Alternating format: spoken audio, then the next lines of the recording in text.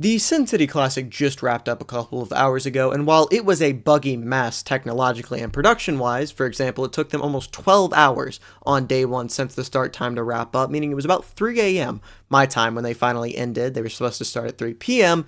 We still got some takeaways. If you don't know what the Sin City Classic is, I don't blame you. Keeping up with the Valorant offseason is a lot, but they had 4 teams play each other in a bunch of BO3s. So, obviously, Sentinel's main roster, Cubert Academy, but they also invited Envy and Cloud9, and we got to take a couple of key takeaways away from this event.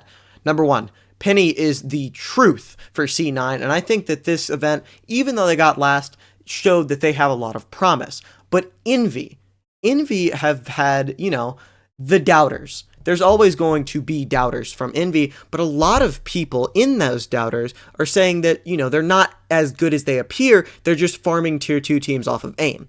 This event proved that that is not the case, and they are legitimate contenders in tier 1.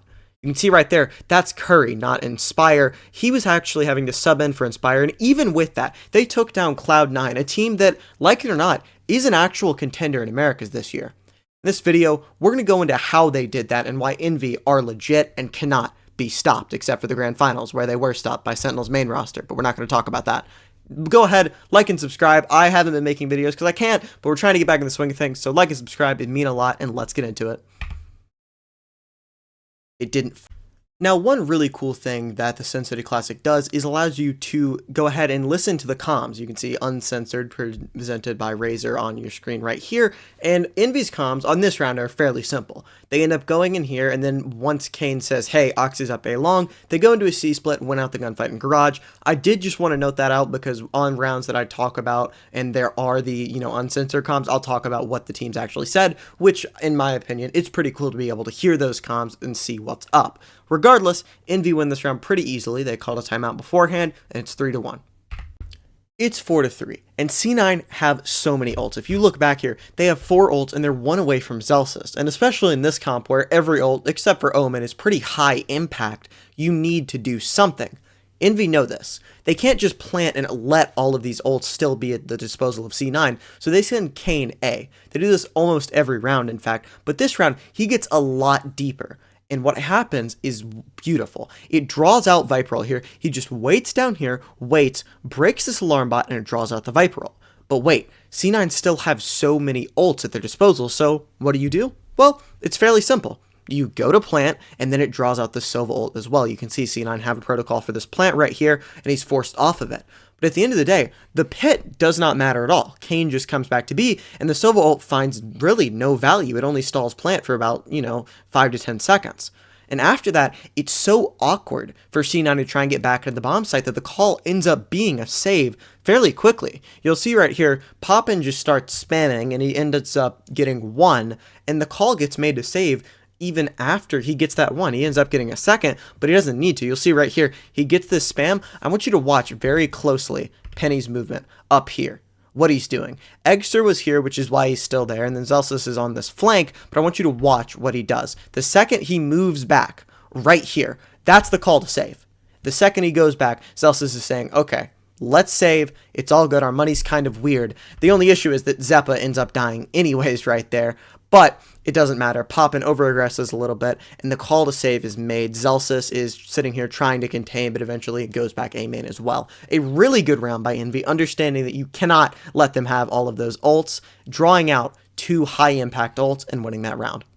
I don't normally do this, but I have gotten negative subscribers in the past month. Please hit that subscribe button. It means a ton to me. I'm going to be giving you content, hopefully, every day of the actual VCT season. It would mean a ton to me, so please hit that subscribe button. It's free and helps me out a ton. Let's get back into it.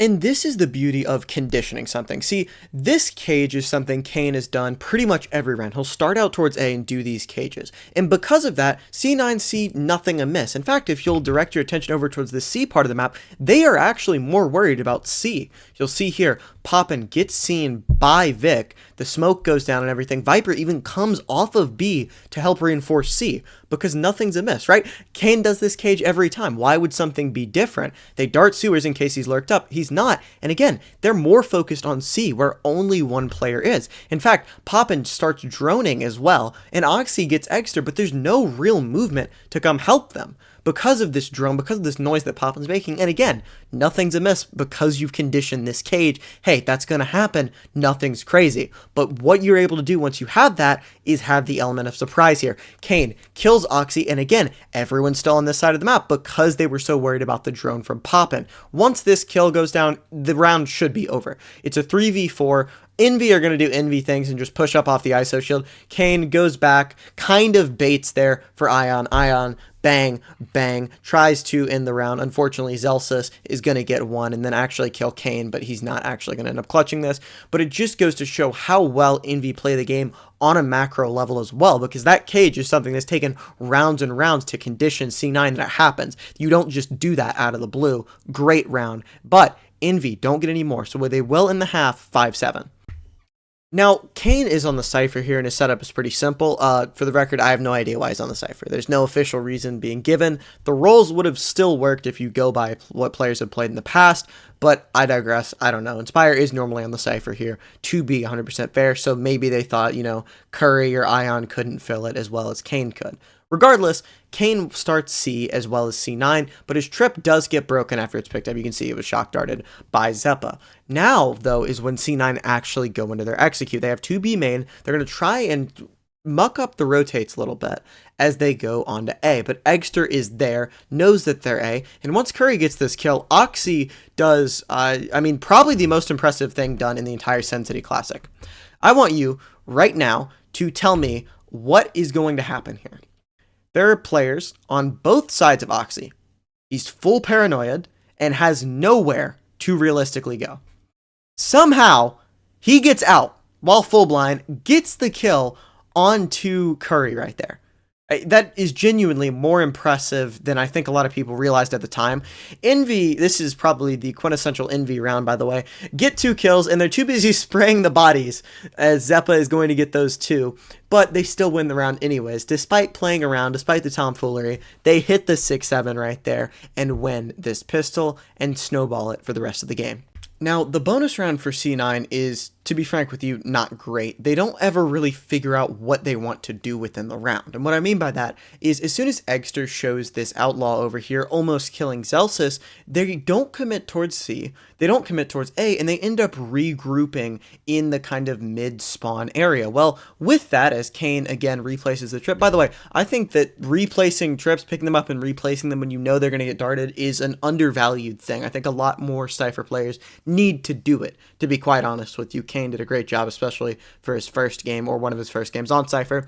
When they grouped up in this mid area, Ion's just pushed out, he goes ahead, gets 2, and from this point on, I don't think C9 really have a set-in-stone plan. Right here, they drone trying to see if they can find the outlaw while you have Vic inserted C. I believe the plan here is, to be fair, to go back C, and they do that with Penny over here trying to get something done on A, sell a fake. But again, these Cypher trips are still up, and Vic used both of his TPs to get into this corner, meaning that they're going to know that C9 or C the second that they get onto the site, and after Penny dies, it's pretty much impossible. You have to get onto the bomb site, plant, and then win the 4v2 retake here. Going to be very difficult. Kayn gets away with what I can only describe as a Kayn moment, right? I truly think he's going to be one of those guys where he just gets away with stuff that leaves your jaw on the floor.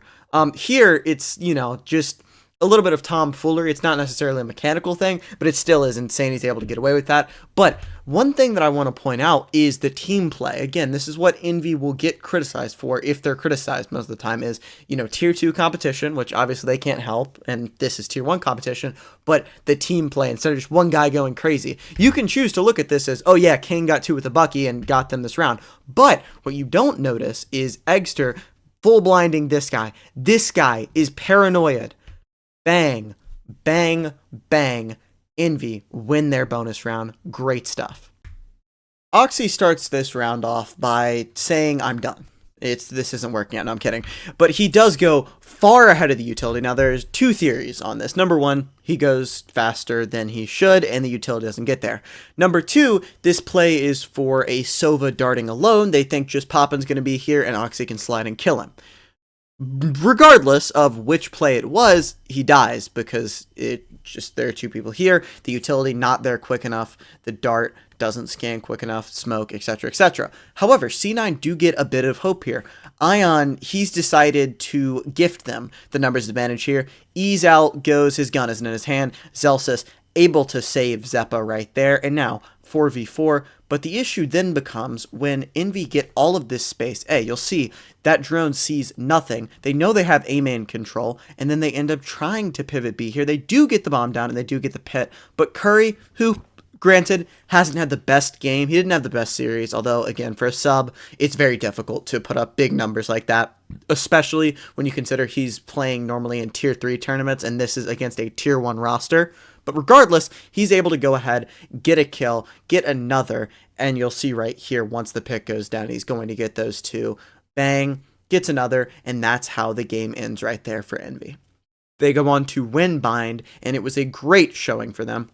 I'm curious to hear your guys' thoughts, so go ahead, let me know in the comments below how good you think Envy actually are and how good they'll end up finishing in VCT Americas. Thank you guys for watching. Remember to subscribe, and I'll see you next time. Peace.